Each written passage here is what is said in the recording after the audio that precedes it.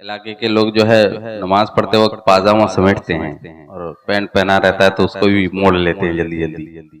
उसका क्या सही तरीका है जरा हजरत बता देते हैं। और कुछ लोग ये भी कहते हैं कि हम तो बैठकर सलाम पढ़ते हैं, हमको खड़े होने की कोई जरूरत नहीं। दो चार लफ्जों में अगर समझा देते मेहरबानी होती। देखिए, पहला सवाल जो किया इन्होंने कि नमाज में कुछ लोग पांचे मोड़ लेते हैं, आस्तीनें मोड़ लेते हैं, ये मकरूह तहरीमी है। निस्फ कलाई से ज्यादा अगर आस्तीन मुड़ी भी हो तो मकरूह तहरीमी है। मकरूह तहरीमी का मतलब ये होता है कि नमाज सही तरीके से अदा नहीं हुई, उसको दोबारा लौटाना वाजिब है। नहीं लौटाएगा दोबारा सही तरीके से, वो नमाज जब तक नहीं पढ़ी जाएंगी वो नमाज जिम्मे पर बाकी रहेगी। इस ताल्लुक से एक बड़ा धोखा दिया जाता है वहाबियों की तरफ से। एक होता है हदीस पढ़ना और एक होता है हदीस समझना, दोनों में जमीन आसमान का फर्क। पढ़ने से जरूरी नहीं कि जो चीज आप पढ़ते हैं उसको समझते भी है। बहुत से लोग कुरान पढ़ते लेकिन कुरान समझते नहीं। घर में औरतें कुरान पढ़ती है मगर पूछ लीजिए कि ये जो आयत पढ़ी इसका क्या मतलब है, कुछ भी नहीं मालूम, होते की तरह पढ़ लिया। वैसी वहाबियों का हाल है कि हदीस पढ़ते समझते नहीं। वो इस ताल्लुक से एक हदीस बयान करते हैं कि अल्लाह के रसूल सल्लल्लाहु अलैहि वसल्लम ने फरमाया कि वो कपड़े जो टखनों से नीचे हो वो जहन्नम में। तो कहते हैं कि पाजामा वगैरह या पैंट वगैरह जो भी इस तरह के कपड़े पहने जाते हैं, अगर वो टखनों से, टखना समझता है ना आपको? हाँ, समझता है ना? चलो अच्छी बात। तखने से अगर नीचे लटक रहे हैं तो वो जहन्नम में से, हुजूर ने कहा, इसलिए नमाज में उसको मोड़ के ऊपर कर ले। बस ये हदीस पढ़ी और इसी हदीस पर पाजामों को मोड़ना शुरू कर दिया, पैंट को मोड़ना शुरू कर दिया। और बाद लोग इतना मोड़ लेते हैं कि उनको देख के ऐसा लगता है कि शायद बारिश हो रही है और ये पानी के डोबरों में तो नहीं चल रहे। सबसे पहले सवाल ये है कि हुजूर सल्लल्लाहु अलैहि वसल्लम ने जो कहा कि जो कपड़े टखनों के नीचे है, क्या वो सिर्फ नमाज के लिए कहा है कि हर वक्त के लिए कहा? तो बाकी टाइम तो आप हमेशा टखनों से नीचे रहते हैं, सिर्फ नमाज में क्यों? नमाज 5 मिनट की है, 12-12, 13-13 घंटे आप पाजामा वो पहने हुए और टखनों से नीचे है, तो 12 घंटे 13 घंटे जहन्नम में। और कुछ मिनट जो, कुछ सेकंड, कुछ घंटे जो, 1 घंटा पकड़ लीजिए 5 नमाजों का पूरा मिलाकर, 1 घंटा आप जहन्नम से आजाद है। असल में इस हदीस का ये मतलब ही नहीं। पहले देखना पड़ेगा कि हदीस रसूलुल्लाह ने किस मौके पे कही, इस हदीस का मतलब क्या है। और इसके मुकाबले में फिर एक दूसरी हदीस है सही बुखारी सही मुस्लिम, उसमें आका ने क्या कहा। जब सारी हदीसों को सामने रखोगे तो मसला समझ में आएगा। हुआ ये कि जब हुजूर सल्लल्लाहु अलैहि वसल्लम ने इस्लाम की दावत दी तो सबसे पहले इस्लाम में दाखिल होने वाले गरीब और मिस्कीन थे। उसमें बहुत से सहाबा वो थे कि जिनके पास पहनने के लिए कपड़े तक नहीं थे, जो असहाब सुफ़ा की एक जमात थी। कुछ मिस्कीन सहाबा थे मक्का के अंदर। असहाब सुफ़ा तो खैर मदीने में आए, लेकिन मक्का में भी जो स्टार्टिंग में, शुरुआत में इस्लाम में दाखिल हुए मिस्कीन थे और वो इतने गरीब थे, उनमें बाज गुलाम थे, उनके पास ठीक से कपड़े नहीं होते, तो कपड़े इतने होते थे कि अगर पेट छुपाए तो शर्मगाह खुल जाए, शर्मगाह छुपाए तो पेट खुलाओ। और उनके लिबास जो होते थे वो घुटनों से थोड़ा नीचे होते, घुटने छुपे होते। इतने कम लिबास में वो, इतने कम कपड़े में लिबास पहनते। तो अबू जहल ने मुसलमानों को तकलीफ देने के लिए एक बड़ा लंबा जुब्बा सिलाया और उसका देखा देखी शारीन कहते हैं कि फिर चंद मुशरिकों ने भी ऐसे कपड़े बनाए कि जिनके जुब्बे लटकते होते जमीन पर, और वो कहते कि देखो मोहम्मद का रब जो है वो मिस्कीन है, लिहाजा मिस्कीनों को पसंद करता है, हमारे जो माबूद है वो सकी है, हमें उन्होंने कितना नवाजा है, उन्होंने हमें इतना माल दिया, इतनी फरावानी दी, इतने लिबास दिए कि हम पहनते हैं और उसके बाद भी इतना बच जाता है कि वो लिबास लटकते। तो आका सल्लल्लाहु अलैहि वसल्लम ने उनके लिबास को देख के फरमाया कि जो लिबास तखनों के नीचे वो जहन्नम में है।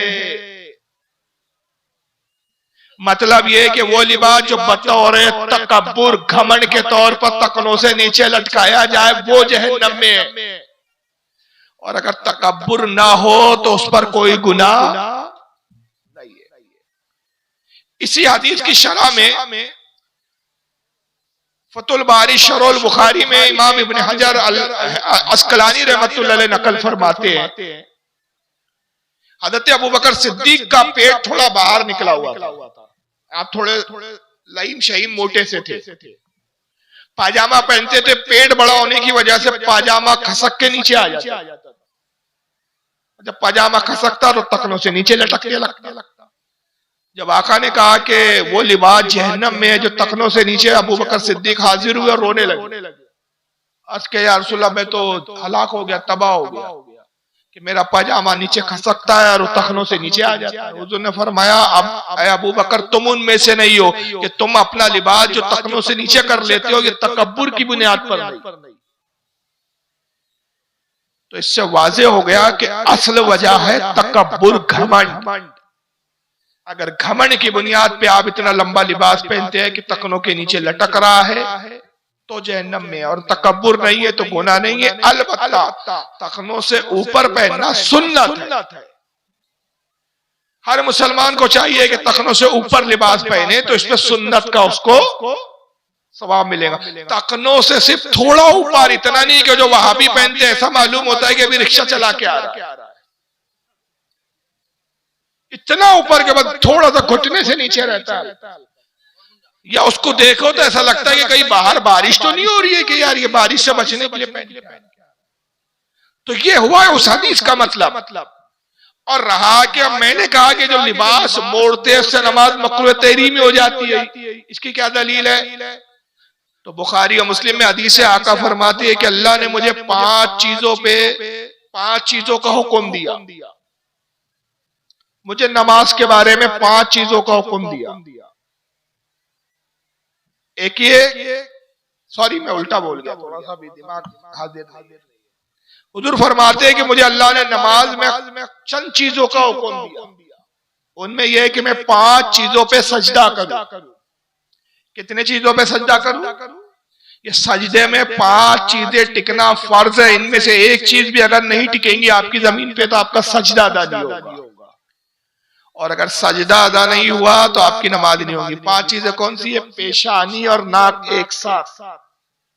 बहुत से लोगों को यहाँ बेंड बने होते हैं, इससे समझ में आ जाता है कि उनका सजदा अदा नहीं होता। जिसका यहाँ बेंड बना होता है उसकी नाक की हड्डी नहीं टिकती।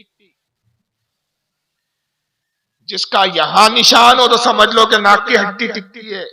जो यहाँ पे जिनके टीके लगे रहते हैं ना, बड़े बड़े बेंड आ जाते हैं, पता चला ये नाक की हड्डी है। नाक की हड्डी टिकाना भी फर्ज है। तो ये नाक की हड्डी तभी टिकेगी कि पेशानी का ये हिस्सा जमीन पे टिके। ये टिकेगा तो नाक की हड्डी ऊपर रही।